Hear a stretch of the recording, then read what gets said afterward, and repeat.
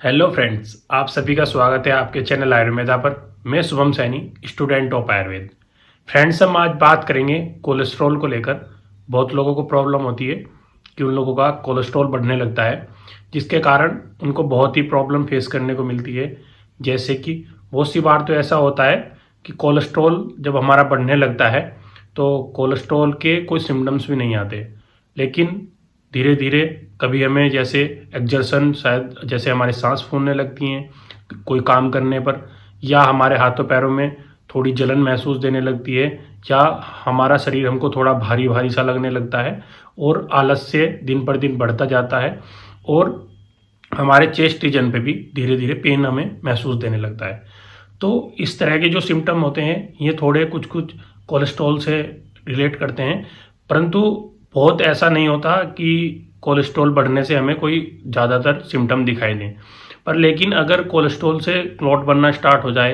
Atherosclerosis होनी start हो जाए, तो उसमें हमें बहुत सारे सिम्टम हार्ट से रिलेटेड दिखाई दे सकते हैं, या फिर वो क्लॉट किसी भी तरह का स्टेसिस करे, कहीं पे भी रोक दे, किसी भी चीज़ का ऑब्स्ट्रक्शन करे, उसी चीज़ से रिलेटेड हमें प्रॉब्लम देखने लगने को मिल जाती है। और साथ ही साथ जब हमारा कोलेस्ट्रॉल बढ़ने लगता है तो हमारी जो है एक एल वाली जो प्रोटीन होती है, लिपोप्रोटीन, जो हम कह सकते हैं बैड कोलेस्ट्रॉल या बैड फैट जो होता है, वो बढ़ने लगता है, तो हमें प्रॉब्लम फेस करनी पड़ती है हार्ट से रिलेटेड।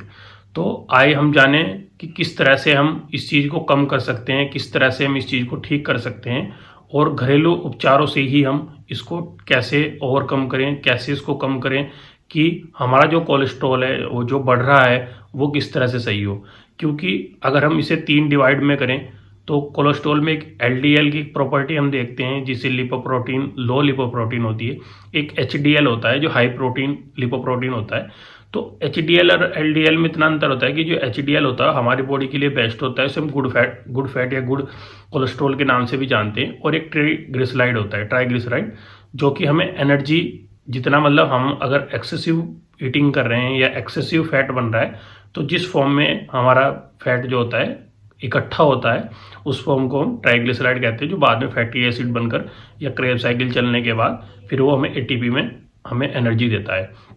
लेकिन एक बात कहें तो फैट हमारे लिए अच्छा भी होता है, क्योंकि इंसुलेशन का काम करता है, हमारी बॉडी में हीट बनाने का काम भी करता है, और हमारी बॉडी की जो हीट है वो बाहर नहीं निकलने देता, जिसके कारण बॉडी एक टेम्परेचर को मेंटेन रखती है और होम्योस्टेसिस में भी बहुत हेल्प करता है। साथ ही साथ फैट हमारे लिए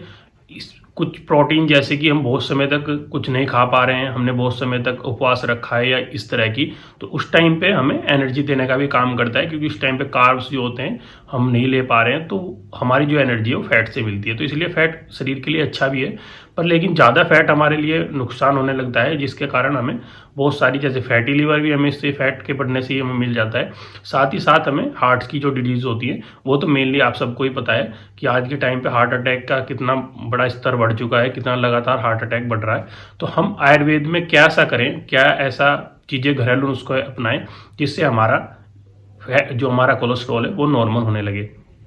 तो सबसे पहले हम देखेंगे कि बेस्ट मेडिसिन हमारे घर में क्या है, या बेस्ट घरेलू उपचार इसका क्या है। तो हमें इसमें यूज़ करना चाहिए लहसुन। लहसुन जो होती है उसका अगर हम यूज़ करेंगे सुबह के टाइम थोड़ा कुछ खाने के बाद, क्योंकि बहुत से लोग खाली पेट लहसुन खा नहीं सकते, क्योंकि खाने के बाद उनको जलन महसूस होती है। तो अगर खाली पेट हम महसूस नहीं खा पाते हैं लहसुन, तो खाली पेट की बजाय हमें थोड़ा नाश्ता करने के बाद 2 से 3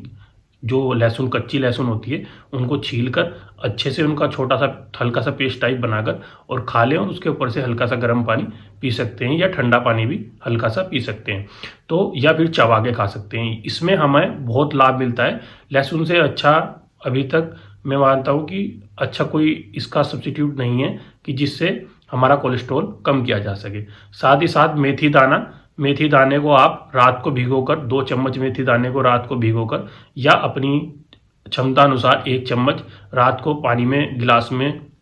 उसको भिगो दीजिए, और सुबह के समय उस पूरे पानी के साथ उसको ग्राइंड करके पीना स्टार्ट करेंगे, तो आपका जो कोलेस्ट्रॉल है वो भी धीरे धीरे कम होने लगेगा। और हम अगर फ्रूट्स की बात करें तो जितने भी फ्रूट्स या वेजिटेबल्स हमारी फाइबर्स वाली होती हैं, जैसे कैरेट होती है, मूली होती है, क्योंकि मूली बोलते हैं कि मूली में क्षारीय गुण होता है। तो आपने देखा भी होगा कि अगर हम लगातार मूली का सेवन करते हैं तो मूली के सेवन से भी क्या होता है कि हमारा टॉयलेट जो है वो बढ़ जाता है, जिसके कारण, क्योंकि उसमें क्षारीय गुण होता है, तो मूली भी इसमें अच्छा इफेक्ट डालती है। साथ ही जो गाजर है वो अच्छा इफेक्ट डालती है, या जो फ्रूट्स जैसे संतरा हो गया, सिट्रस फूड हो गया, ये भी बहुत अच्छे इसमें इफेक्ट डालते हैं। तो ये आप लहसुन और साथ ही साथ मेथी दाना, इसको आप ट्राई करेंगे तो आपको निश्चित है लाभ मिलना स्टार्ट हो जाएगा। और अगर आप जो अर्जुन आता है, अर्जुन की छाल ले लीजिए, अर्जुन की छाल को लेकर उसको आप 2 लीटर पानी में अर्जुन की छाल को डालकर पका लीजिए, और जब वो आधा 1 लीटर बच जाए तो उसको धीरे धीरे 20 से 30 ml पर डे के हिसाब से पीना स्टार्ट करेंगे, तो आपके हार्ट को भी मजबूत करेगा, साथ ही साथ आपके कोलेस्ट्रॉल को लेवल को भी सही रखेगा, और आपकी जो हार्ट की मसल्स हैं वो उन्हें मजबूती मिलेगी, जिसके कारण आपको हार्ट अटैक जैसी प्रॉब्लम जितनी भी हैं ये आपको नहीं देखने को मिलेगी। और आप इसमें और भी जैसे कि यूजेस कर सकते हैं बहुत ऐसे, जैसे पिपली चूर्ण है, पिपली चूर्ण का भी आप यूज़ कर सकते हैं। साथ ही साथ आप इसमें यूज़ कर सकते हैं शुंठी का, आप इसमें यूज़ कर सकते हैं। तो ये कुछ द्रव्य और हैं, शुंठी जिसे हम ड्राई जिंजर बोलते हैं, तो उसका चूर्ण भी आप यूज़ करेंगे तो आपको निश्चित है आराम आएगा। तो फ्रेंड्स, अगर आपको वीडियो अच्छी लगी है तो लाइक कर दें और चैनल को सब्सक्राइब कर दें। धन्यवाद।